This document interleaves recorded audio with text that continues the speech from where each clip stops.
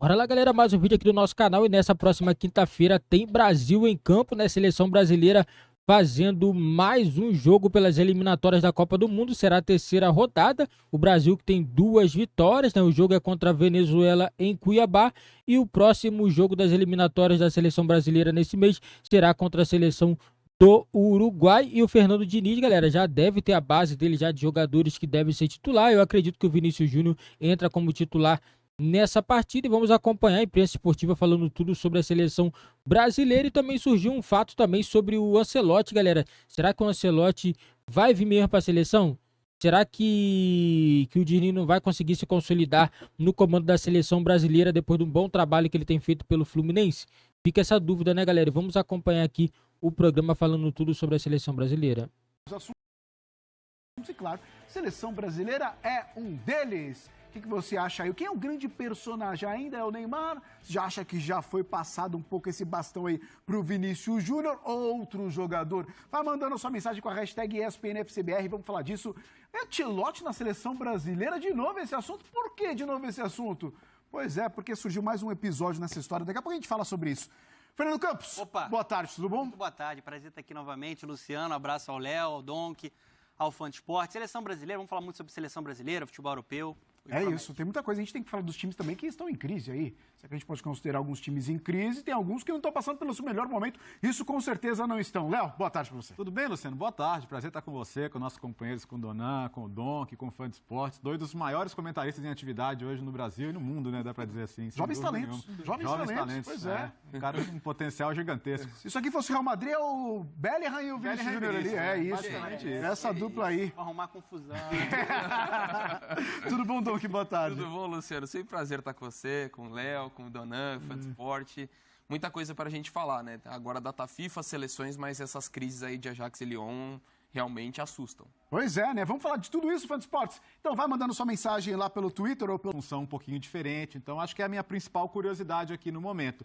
E vamos ver o Vini, né? Porque o Vini não estava ali na primeira convocação, como é que vai ser esse encaixe, aquele lado esquerdo, mas é muito animador esse trio, Vini, Rodrigo e Neymar, aumenta o peso e a responsabilidade para quem está na frente também, né? Porque chance para o centroavante botar a bola para dentro, especialmente num jogo contra a Venezuela em casa, é uma coisa que não deve faltar, né? Aliás, a seleção mesmo bem recheada ali, não só na frente, é claro, acaba tomando destaque bastante o Vinícius Júnior, né, titular contra a Venezuela e tudo mais, mas a defesa também, com Gabriel Magalhães ali, Bruno Guimarães no meio e tudo mais. Tem pontos, acho que interessantes. Eu queria destacar 3 dessa seleção. A base restante eu vejo muito consolidada, né, do time titular. É curioso, de fato, também o Vini, porque o Vini, apesar de ser uma grande estrela, se você olhar antes da Copa do Mundo, ele tinha 7 jogos como titular na seleção. Então é muito recente o Vini na seleção. Então acho que é um aspecto legal da gente ver o início de ciclo, agora a primeira convocação que o Diniz pôde contar com ele vai ser interessante. Mas os 3 pontos que eu destacaria, a questão da zaga, porque o Gabriel Magalhães, né, tende a se estabelecer, porque para mim a zaga ideal é Marquinhos e Militão. Com o Militão tendo uma lesão séria, vamos ver como o Gabriel acaba saindo. Então esse eu acho um aspecto interessante. Lateral esquerda. É uma posição extremamente aberta. O Guilherme Arana não esteve na primeira convocação, agora ganhando esse espaço, mas apesar dele não ter estado na primeira, acho que é uma posição que ele poderia virar titular. A gente não tem nomes incontestáveis na seleção. E o terceiro ponto é o centroavante que o Léo já falou, né? O Richarlison não tem esse momento, a gente tem uma perspectiva de, no futuro, ser o Vitor Roque ocupando essa posição, e eu não descarto o Gabriel Jesus, que para mim ainda é um cara, assim, espetacular. Para mim, hoje ele seria o meu titular na seleção brasileira, mas tem toda essa questão com o Richarlison, então eu destacaria essas 3 posições em aberto para a gente analisar. De resto, eu acho que é um time bastante consolidado já. Eu queria pegar um ponto que você tocou aí, que é justamente essa história do Vinícius Júnior e a sua história dentro da seleção brasileira. De certa forma, para muitos, o Tite demorou para realmente botar suas fichas ali no Vinícius. Ele acaba tendo uma amostragem de seleção que é até pequena. E, claro, o Neymar já tem uma história aí mais do que longeva na seleção brasileira. Quando a gente fala de seleção brasileira, titular contra a Venezuela, é claro que o foco fica muito em cima do Vinícius. Ô, Donan, hoje o foco é ele. Mas é claro que o Neymar acaba tendo também ainda todo esse holofote e tudo mais. Eu acho que o grande craque da seleção ainda é o Neymar. Ainda é? Ainda é o Neymar, né? Óbvio que... E eu falo até muito dentro do contexto da seleção. Porque o Vinícius ele não conseguiu na seleção brasileira ter o mesmo rendimento que a gente viu no Real Madrid do Ancelotti. Ele soube explorar as características do Vinícius. Eu acho que o Tite teve certa resistência em algum momento, não se encaixava tanto com o que ele gostaria de fazer. E o Vinícius, já óbvio, mostrou qualidade, foi importante em alguns jogos da seleção brasileira, mas não atingiu aquele nível de Real Madrid. Eu acho que para o funcionamento da seleção brasileira e até tecnicamente, o Neymar ainda é o protagonista. Ele ainda é o craque porque ele é o cara que conecta as peças, tudo passa por ele, ele é muito influente na criação, ele consegue ser cerebral, ele consegue, óbvio, não tem a mesma explosão, mas tem o drible, tem a capacidade de chegar na frente para finalizar. Então, assim, ele é um cara que vai potencializar muito nesses jovens jogadores. O Vinícius, o Rodrigo. Enfim, eu estou muito com o Donk a respeito do camisa 9. Eu acho que o Gabriel Jesus teria que ser o titular. Acho até que ele se encaixa com as ideias do Fernando Diniz, de movimentação. Né? Um cara que tem uma saída melhor fora da grande área do que o Richarlison para se associar, para buscar passe. E é versátil também, né? Dentro de um esquema do Diniz, que não é um esquema posicional, que dá muita liberdade para esses caras. Então, girando um pouco mais, eu acho que o Gabriel Jesus, ele se encaixa. E respondendo a sua pergunta, para mim o Neymar ainda é o grande jogador da seleção. Eu acho que ele ainda é o jogador mais diferenciado para o time funcionar, principalmente ele no meio campo. Ô, Léo, eu quero saber de você, quando o técnico do outro lado olha para essa seleção aí, ele fica mais preocupado ainda com quem? Mas calma, não responda agora, porque eu quero um pouco de números nessa história aí. Vamos fazer uma comparação, então, entre Vini e Neymar, porque independente de quem, acho que todo mundo se preocupa, qualquer defesa se preocupa com esses dois caras, né? Números de Vinícius e também de Neymar aí na tela para você, fã de esportes. Desde que o Vini estreou pela seleção em setembro de 19, são 23 jogos, 3 gols e 3 assistências aí para o jogador do Real Madrid. Nesse período, o Neymar participou diretamente de 34 gols pela seleção. Vale destacar que o Neymar, quando joga, participa de 85 minutos do jogo contra 54 minutos do Vinícius Júnior. Os números estão na tela. Mas, vou até colocar um pouquinho de pimenta nessa história aí, Léo. Porque recentemente, com esse rendimento do PSG talvez não tão bom aí quanto se esperavam, teve até jornal falando, tá até faltando um pouquinho de criatividade que o Neymar dava para esse meio de campo. Como é que fica essa história? Não, o problema, ninguém estava discutindo que o PSG não tinha criatividade com o Neymar. O problema que discutia do PSG era a intensidade sem bola. Era o PSG na hora que ele tinha que ser atacado e que reagir ao que o adversário fazia, né? Então, mas assim, é claro que todo mundo vai ser um pouco oportunista nessas horas também. O Neymar na seleção brasileira, o que as pessoas podem falar do Neymar só é que não ganhou a Copa do Mundo. O que não depende só dele, né? Evidentemente. Nas Copas do Mundo foram diferentes contextos, né? Cada uma em um momento diferente da carreira dele. Na de 2014 ele nem pôde completar a Copa do Mundo por causa de lesão.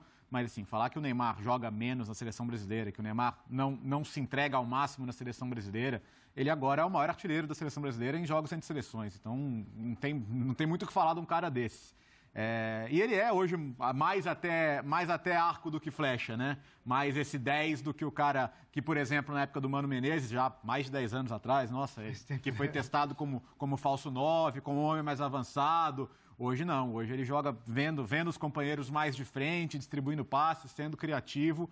Então, eu concordo que ele é a principal peça. Agora, se eu sou o Batista, o técnico da Venezuela, eu não estou dormindo à noite, né? Porque eu estou pensando, que é isso, né? Meu Deus, eu vou fazer o quê? Né? Eu vou colocar 2 no Neymar? Não vou. Tem uma questão também, há muito tempo, o Neymar é mais feliz na seleção do que em clube. É verdade. Já no PSG, eu acho que agora ele faz um movimento que acabou sendo necessário dentro do mercado para sair desse vínculo com o PSG e vai para o Al-Hilal. E ele fica muito mais à vontade na seleção brasileira. Ele já deu declaração que ele sempre foi um cara, é o que o Léo falou, né? A galera pega muito no pé, cai, não ganhou a Copa do Mundo, mas ele sempre foi um cara constante em alto nível na seleção. Sim. Sempre fez questão de vestir a camisa da seleção. E não fugindo de responsabilidade com a seleção, né? Ele não é um cara que se omite. Mesmo nas grandes competições que o Brasil não ganhou, ele estava em campo. Sim. Ele é um cara que procura jogo, né? Que é participativo. Ele é um cara importante para aquele ambiente de seleção. Não existe hoje você pensar numa seleção sem o Neymar, pelo menos na minha visão. Sim. Eu acho que ele ainda é um cara muito importante e o grande craque da seleção. O meu único ponto em relação, que ainda não é nem afirmar, é realmente para levantar essa dúvida, é o quanto que a competitividade do futebol saudita pode influenciar daqui para frente. Hoje, para mim, eu concordo com os colegas. Eu até acho que no futebol internacional, ou jogando no mais alto nível, o Vinícius está num momento melhor que o do Neymar. Sim. Mas o Neymar é, na seleção, o grande protagonista. Então isso eu concordo. Acho que ele é o melhor jogador, é mais jogador que o Vini, apesar do Vini estar num momento melhor e também considerando o que eles mostraram na seleção. A minha dúvida é, sei lá, daqui a um ano, jogando ali, vai ter a mesma intensidade? A minha primeira impressão, vendo os jogos, é que o nível de intensidade do jogo no Campeonato Saudita e na Champions Asiática é muito inferior ao que se pratica na Europa. E essa é a minha dúvida, é que um jogador que já é veterano como o Neymar, não estou falando que ele vai cair, vai virar reserva, não estou falando isso, eu só estou levantando essa dúvida. Não, mas é bom seu ponto, Donk, até pela questão de manter a forma física, Exato, né? Essa é a minha dúvida. Como é que está essa questão da preparação física lá, né? Porque a gente percebeu nos primeiros jogos, até visualmente, que a forma dele estava um pouco diferente da ideal, vamos dizer assim. Então, se ele quiser chegar bem à próxima Copa do Mundo, Copa América primeiro, depois Copa do Mundo, ele tem que se cobrar também, né? Tá bem, tá em boas condições, porque o futebol de alto nível hoje não te permite, não tá em... O Vinícius Júnior basicamente prova dia após dia que está num alto nível, né? E basicamente boa parte desse alto nível também tem uma parcela de culpa ali de Carlo Ancelotti, que não é o técnico da seleção brasileira hoje, que é Fernando Diniz. Mas será que vai ser amanhã, na Universidade de Parma, lá na Itália, um reitor? Olha só, ele falou a respeito do Carlo Ancelotti. E ele não falou somente do Ancelotti, não. Tem a ver com seleção brasileira. Vamos ouvir. Dal 2024 lo aspetta un'altra avventura straordinaria, che per molti allenatori è semplicemente un sogno, la panchina della nazionale brasiliana. È il primo straniero ad allenare il Brasile da quasi 60 anni, il quarto nella storia. L'ammirazione nei suoi confronti è generalizzata e travalica confini e schieramenti di squadra. Isso, calma aí, deixa eu contextualizar. Porque isso aí é uma homenagem. Só que é uma homenagem que, se for verdade, o Ancelotti ali, a gente não sabe a veracidade, mas o reitor tá ali, homenageando. De repente ele só tá lendo o que todo mundo já leu na imprensa e tá tirando suas conclusões. Imagina um amigo secreto na família dele. E acabou, todo mundo sabe quem tirou. O meu amigo secreto vai assumir a seleção brasileira em 2024. Cara, parece brincadeira isso, né? Que spoiler, hein? Não, spoiler e como fazer isso, né? Se a seleção não estava blindando ali para não falar, o próprio Ancelotti e Real Madrid para não ter um clima. Não ajuda nada o Ancelotti em Madrid, porque desde que começou a pré-temporada ele tem falado, cara, eu sou técnico do Real Madrid, eu tenho contrato, vou cumprir o contrato, isso não é assunto agora e tal, né? Mas é curioso, porque assim, é o que a gente diz sempre, a cada jogo da seleção brasileira se for bem, pra que vai mexer? Se for mal, que bom que vai vir o outro aí daqui a pouco, entendeu? Então, de um jeito ou de outro, não tem como não falar sobre isso, porque foi o cenário que a CBF criou, né? De contratar um técnico por um ano e manter a situação em aberto ou verbalmente acertada para o futuro. Né? Eu tô até rindo aqui, porque imagina, o brasileiro com internet é um negócio impressionante, que os caras estão indo lá no perfil do falando, pô, 171 entregando ouro aí e tal, não sei o quê, que língua frouxa, hein?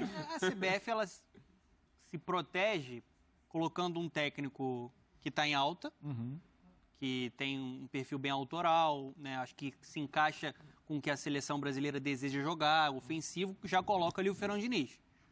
Eu não acho nem que ele seja o melhor nome para fazer uma transição pensando no que o Ancelotti enxerga de futebol, que são dois mundos diferentes.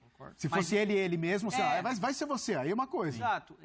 Já que tem essa dúvida, eu não sei lá se tem algo assinado, não sei, o Ancelotti nega. A parte da CBF, né, acaba contando muito com essa chegada. A CBF coloca um cara ali que, no mínimo, se o Ancelotti der para trás, de fato não assumir a seleção brasileira, vai o Diniz. Vai o Diniz. Acho que está muito claro, né, que essa foi a estratégia. Antes de escolher o Diniz, se estivesse lá, Diniz ou Ancelotti, é claro que o Diniz acaba tendo aqui no Brasil, e é natural que isso aconteça, pessoas que não vão gostar do nome dele, porque é técnico do time rival e tudo mais. Mas Diniz ou Ancelotti, nessa questão...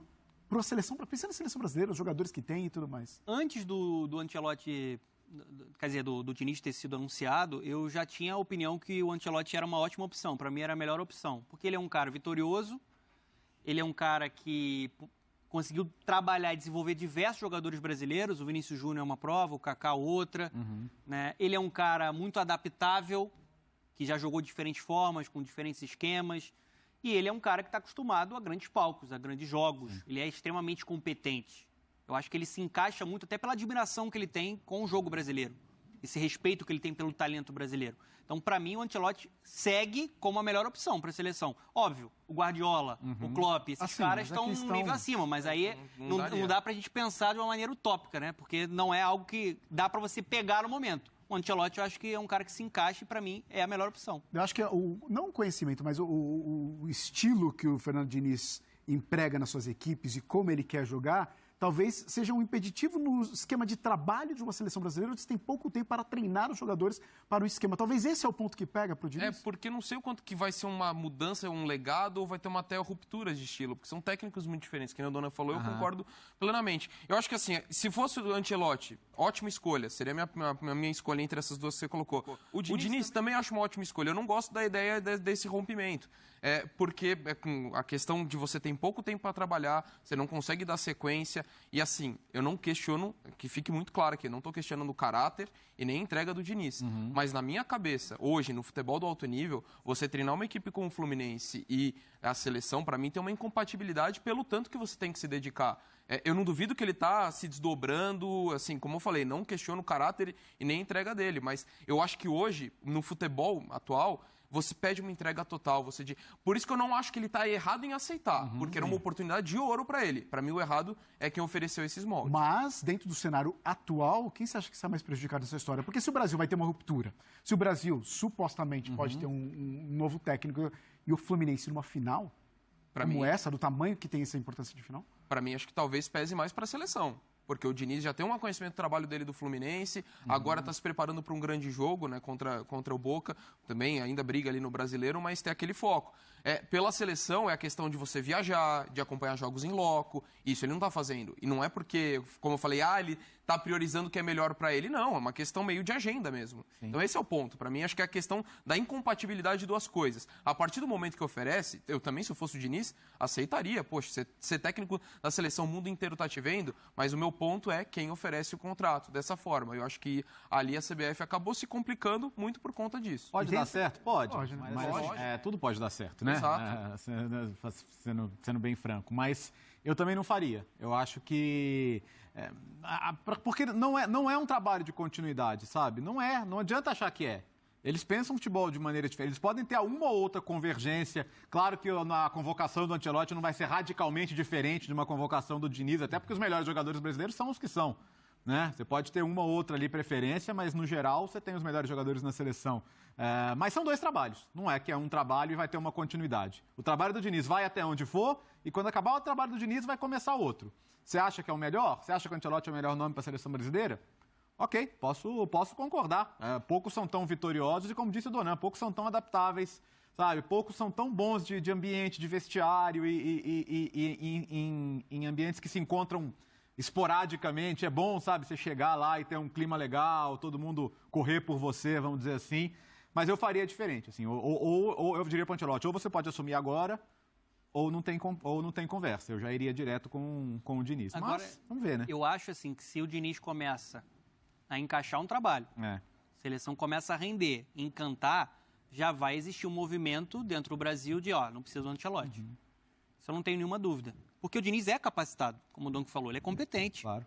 Ele é um cara, não é à toa que ele está em uma final de Libertadores, pelas convicções dele, pela coragem dele, a forma como ele joga futebol, além de ser agradável de se acompanhar, é uma forma muito única. É difícil você encontrar alguém fazendo algo semelhante. Mas o que é um bom resultado para o Diniz? Eu digo resultado assim, é uma seleção brasileira jogando de uma maneira vistosa. Eu particularmente gosto bastante do jeito que os times do Diniz jogam. Sim. Apesar de que para algumas pessoas, essa questão da saída ali na defesa é uma coisa que incomoda, tá? Mas eu gosto bastante. Eu também gosto. Mas é isso ou você acredita que o brasileiro ainda é muito resultadista, vai muito depender só do resultado? É muito resultadista. O Brasil tem essa cultura. Tanto que tem gente que fala que o Tite é um técnico ruim. Isso não é a verdade. Ele é o melhor técnico do país. Porque não ganhou a Copa do Mundo. Sim. As pessoas tratam a Copa do Mundo como se fosse algo banal. Vai lá e ganha um torneio de escola. Não é assim. Também é 880, né? Na eliminatória, atropelou todo mundo. É o melhor técnico do mundo. Por quê? O resultado estava aparecendo. A partir do momento que você perde, aí você coloca uma pressão ali e acaba marcando técnico e jogadores também. Quando você ganha, você é o herói. Quando você perde, você não presta. Eu acho que é uma cultura equivocada para o nosso futebol. O Diniz, que ele vai fazer o que ele está fazendo e o que ele tem que ser feito, colocando a estrutura, a mentalidade que ele gosta, a filosofia. Ele vai fazer o trabalho dele. E eu acho que o Diniz não tem que pensar no Ancelotti. Ele tem que fazer o que ele sabe fazer, o que o levou a ser escolhido para a seleção brasileira. Agora, é o melhor nome para fazer a transição com o Ancelotti? Eu acho que não. Aí vai ser um problema para a CBF administrar se o Ancelotti acertar. Galera, é complicado, né? Na minha opinião, eu acho que deveria manter o Fernando Diniz, né? Porque esse negócio de ficar trocando treinador, daqui a 1 ano vai vir um novo treinador. Aí faz tudo de novo, começa a fazer outras convocações, outro pensamento, né? Falta de planejamento da seleção brasileira. Entendeu? Deveria falar, quer assumir a seleção brasileira? Quero. Então você assume agora ou eu te dou alguns meses aí, vou te dar 3 meses aí para poder resolver. Vai assumir ou não? Não vai assumir? Escolhe outro. Entendeu? Seleção brasileira é a maior seleção do mundo, cara. A seleção que tem mais título de Copa do Mundo aqui é a seleção brasileira. Então, na minha opinião, não deveria ter esse problema de ficar demorando tanto para poder trazer um treinador, né? E agora vamos falar do atual agora, né? A seleção brasileira tem esse amistoso contra a Venezuela. Na minha opinião, a seleção brasileira deve fazer um jogo muito bom. A seleção brasileira é muito melhor, sem dúvida nenhuma. Não tem, eu acho que ninguém tem dúvida que a seleção brasileira é muito mais forte do que a seleção da Venezuela, né? Então o Diniz ele vai botar o time para cima. Vai botar, e eu acredito que o Vinícius Júnior deve entrar como titular nesse jogo. Isso daí não tenho dúvida, né? Não tenho dúvida. Ele vai botar quem? Entendeu? Na minha opinião, o Vinícius Júnior é titular na seleção brasileira. Eu tenho um pouco de dúvida ainda sobre o Rodrigo.